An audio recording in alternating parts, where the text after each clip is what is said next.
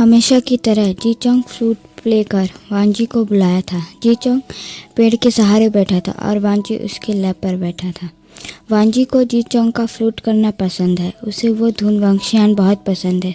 वांजी उस फ्लूट यानी चेंचिंग पर लगी हुई चैन जिस पर लोटस बना था उसे एडमायर करने में लगा था। जीचोंग कुछ सोचता है, फिर हेजिटेट करते हुए पूछता है, वांजी, क्या मैं तुम्हें मार्क कर सकता हूँ? वांजी उसकी तरफ देखा तो चोंग जल्दी से कहता है, अगर तुम नहीं चाहते हो तो कोई बात नहीं। वांजी उसकी तरफ मुड़ा और अपना नेक एक्सप्लोर कर देता है। जीचोंग की हार्ट बीट तेज हो जाती है। वो जल्दी से वांजी के कॉलर बोन पर अपना नोज रफ करता है और फिर अपना फिस्ट रखता है और जोर से पुश करता है जिससे वांजी को दर्द होता है। वो टाइट चोंग का रोप पकड़ लेता है। वहाँ पर ब्लीडिंग होने लगी थी। जीचोंग उस ब्लड को लीक करता है। फिर वह वांजी की तरफ देखता है जिसकी आंखें दर्द की वजह से नम हो गई थी।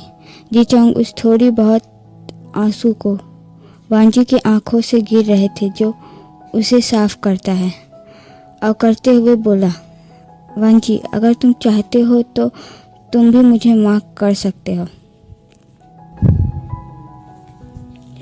वांजी को वार्म फील होता है। ये रेयर ही है कि कोई अल्फा चाहता हो उसका ओमेगा उससे मार करे।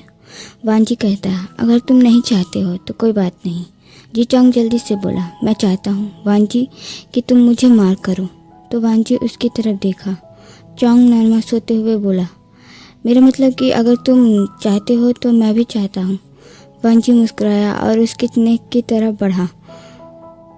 वो उसके कॉलर बोन पर मार्क करने वाला था, लेकिन जीचोंग उसे रोक दिया और बोला, मैं तुम्हारे कॉलर बोन पर इसलिए मार्क किया ताकि तुम प्रॉब्लम न पड़ो, लेकिन तुम मेरे नेक पर मार्क कर सकते हो।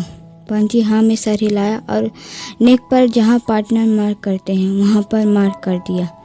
जीचोंग के नेक से भी ब्लड निकलने लगा तो वांजी उसे लीक करता है। जीचोंग उसे गले लगा लेता है। अभी भी वांजी उसके लैब पर ही था और जीचोंग उसे गले लगाया था। दूसरी तरफ जंगलों के बीचों बीच एक लकड़ी का घर है जहाँ एक औरत बैठी शराब पी रही थी और उसके सामने बैठी एक जो काफ़ी परेशान दिख रही थी। वो बोली, मास्टर, कृपया मुझे वो सफ़ेद त्वचा दे दीजिए वरना मैं जीवित नहीं रहूँगी। मैं पूरी तरह से सड़ती जा रही। तो औरत ने कहा, फियान, तुम्हें कितनी बार बोलूँ, वो त्वचा मेरे लिए है। वो त्वचा मैं तुम्हें तभी दूँगी जब तुम मेरा वो काम पूरा कर दोगी। फियान बोली, मास्टर, तब तक तो मैं मर जाऊँगी। मुझे फ़र्क नहीं पड़ता, वो औरत बोली, जिस पर फियान अपनी मास्टर सी हाओ की तरफ देखती है। उनके चेहरे पर कोई सिकन नहीं थी। वो शराब के बस मज़े ले रही थी। फियान उठकर वहाँ से चली जाती है। एक बड़े से क्लैन जिसका नाम गुसू है वहाँ सभा लगा हुआ था। सामने लैंग कुरैन बैठे हुए थे और नीचे सभी क्लैन के राजा एक लाइन पर बैठे थे। लेफ्ट साइड पर राजा के राजकुमार बैठे थे।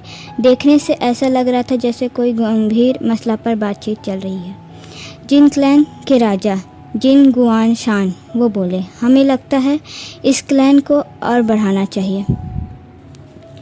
शू क्लैन का हेड ने कहा, हाँ ये तो सही है। क्लैन लीडर लैन, आपको वेन क्लैन से संधि कर लेनी चाहिए। हमारा वेन चाओ वांजी के लिए अच्छा साथी साबित होगा। क्लैन लीडर शू, ये आप क्या कह रहे हैं? ये वसूलों के खिलाफ है। अभी तक हमें वांजी का अल्फा का पता नहीं। क्लैन लीडर निये बीच में ही बोल पड़े। तो क्लैन लीडर शू फिर से कहा, हाँ हमें भी पता है। क्लैन लीडर निये कि अभी तक सेकेंड लैंड का अल्फ़ा नहीं मिला। क्या होगा अगर सेकेंड लैंड का अल्फ़ा हमारा वेन चाओ ही हो? तभी तो अभी तक वांजी को अल्फ़ा नहीं मिला। हाँ पक्का, हमारा वेन चाओ ही वांजी का अल्फ़ा है। तभी वेन चाओ बोल पड़ा, रहने दीजिए क्लैन लीडर जिन, माफ़ कीजिए मैं ऐसे बीच में बोल रहा, मेरा हक तो नहीं, पर एक बार हमें वांजी से पूछ लेना चाहिए। तो वेन रूहान बोला, वांजी से क्या पूछना, निर्णय तो क्लैन लीडर लेंगे। तो क्या सोचा है क्लैन लीडर लैन? देखिए मेरी तरफ से तो हाँ है। मुझे तो वांजी पहले से पसंद था। वो हमारे चाव के लिए ठीक रहेगा और अब तक वांजी को अल्फ़ा नहीं मिला तो इसका ज़रूर यह मतलब होगा कि हमारा चाव ही उसका अल्फ़ा हो। लैंग कुरैन कुछ सोचता है, ठीक है, हम वांजी को पहले एक मोहलत देना चाहते हैं। इन 10 दिनों में अगर वांजी का अल्फ़ा नहीं मिला तो हम वांजी की शादी क्लैन लीडर वेन के सेकंड सन वेन चाओ से तय करेंगे। इससे सभी निराश थे, खासकर वेंस। वो चाहते थे कि वेन चाओ और वांजी की शादी जल्दी हो जाए। एक एक कर सभी उठकर जाने लगे और सबसे लास्ट में बेन क्लैन जाते हैं। वो तो सीधे लैन कुरैन से बात करना चाहते थे। एक लेडी फूड का बकेट लिए जिंगशी की तरफ जा रही थी। जैसे ही वो जिंगशी के अंदर जाती है, वो देखती है वो तो पूरा खाली था। तो वांजी अभी कहाँ है?